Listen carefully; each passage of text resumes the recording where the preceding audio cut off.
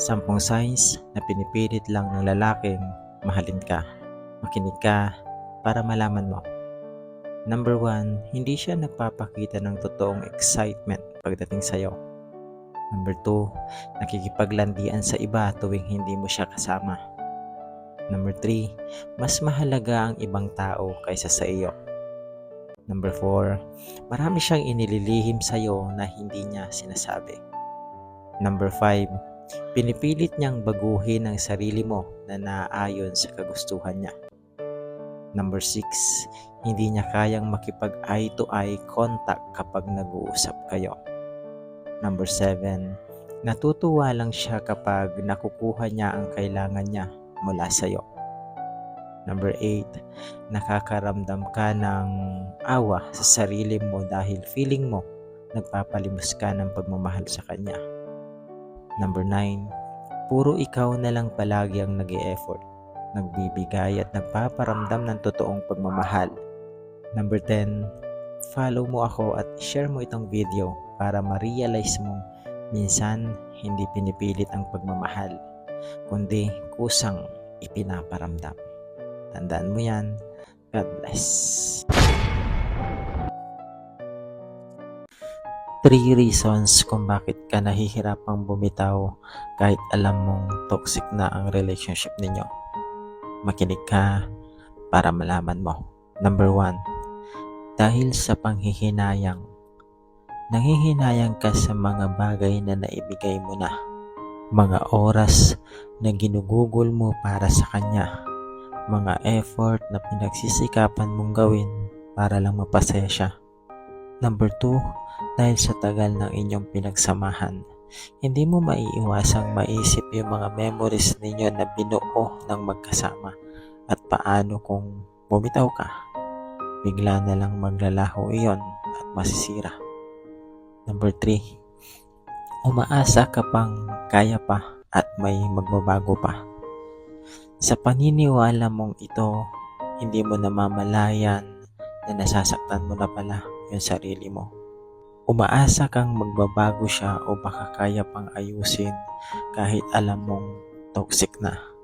Sa totoo lang mga boss, mahirap naman talagang bitawan yung isang taong nakasama mo ng matagal at may malalim kayong pinagsamahan.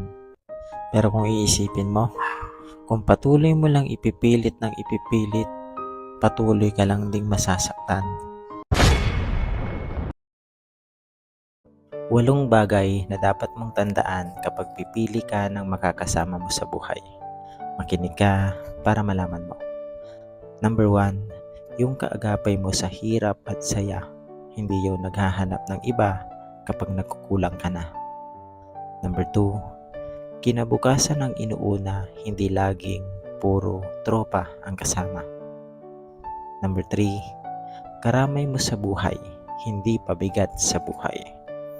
Number 4, partner kayo sa pangarap, hindi nandudurog ng pangarap. Number 5, kasabay mo sa pag-unlad, hindi yung hinihila ka pababa para sumadsad. Number 6, nagpaplano para sa kinabukasan at hindi laging puro pasarap lamang. Number 7, yung pinapasaya ka, hindi sinasaktan at ini-stress ka. Number 8, yung marunong makontento sa kung ano yung mayroon kayo. Kung may lumandi sa'yo, ikaw na ang lumayo. Ikaw na ang umiwas. Huwag mo nang kaibiganin para sa ikabubuti ng relasyon ninyong binuo. Tandaan mo yan. God bless.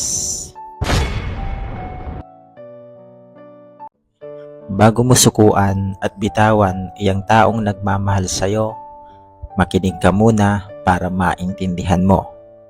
Bakit mo siya susukuan at bibitawan? Bakit ka pa maghahanap ng iba kung pinaparamdam naman niya sa'yong ikaw lang ay sapat na? Naging masaya naman kayo, di ba? Bakit hindi ninyo ibalik kung paano kayo nagsimula kaysa maghanap ka pa ng iba? Tingin mo mag-grow ka bilang isang tao kung paulit-ulit ka nagpapalit at sumusuko? Hindi ka magiging masaya kung palaging ganyan ang nararamdaman mo. Hindi lahat ng relasyon ay masaya lahat ay mayroong problema. Pero hindi iyon dahilan para sumuko ka at maghanap ka ng iba. Alam mo, kapag pinili mong mag-stay doon sa isang tao na gusto mo ng sukuan, marami kang matututuhan. Promise, lalo na kung sobrang daming dahilan para sukuan mo siya, pero gumawa ka ng isang paraan para mag-stay ka sa kanya. Ang pananatili sa isang tao para harapin ang problema ng magkasama ay ang tamang gawin, hindi ang paghahanap ng ibang taong iibigin. Mararanasan mo lang ang tunay na pag-ibig kung pareho ninyong pinipiling mag-stay sa isa't isa. Sa kabila ng sobrang gulo na ng mundo ninyo pareho, gawin mo ito kasi ito yung bagay na pinagsisihan kong hindi ko ginawa. Tandaan mo yan. God bless. Masakit mabigo. At kapag nabigo ka, una mong sisisihin yung sarili mo. Saan ka nagkamali? Saan ka nagkulang? Ano bang mali sa'yo? Ikaw ba yung problema? Ang daming tanong na nauuwi na lang sa pag-iyak. Gustuhin mo mang mabalanse yung buhay mo pero wala kang magawa. May kailangan ka talagang isakripisyo. Ang hirap kapag ipit na ipit ka na sa mga nangyayari sa paligid mo. Pinipili mo na lang na magpatuloy kasi wala namang ibang opsyon para makalimot sa mga pagkatalo. Hayaan mo, balang araw, ikaw naman. Magtatagumpay ka, babangon ka ulit. Kasi kung para sa iyo, mukhang imposible. Para kay Lord, posible ang lahat. Tandaan mo yan. God bless. Siyam na signs na pera lamang ang habol sa'yo ng babae at hindi ka talaga niya mahal. Para lamang ito sa mga lalaking laging nabibiktima ng mapagpanggap ng babae. Number 1, inaalam niya agad kung magkano ang kinikita o sinasahod mo bago ang pagkatao mo. Number 2, priority list ka niya kapag alam niyang mayaman ka.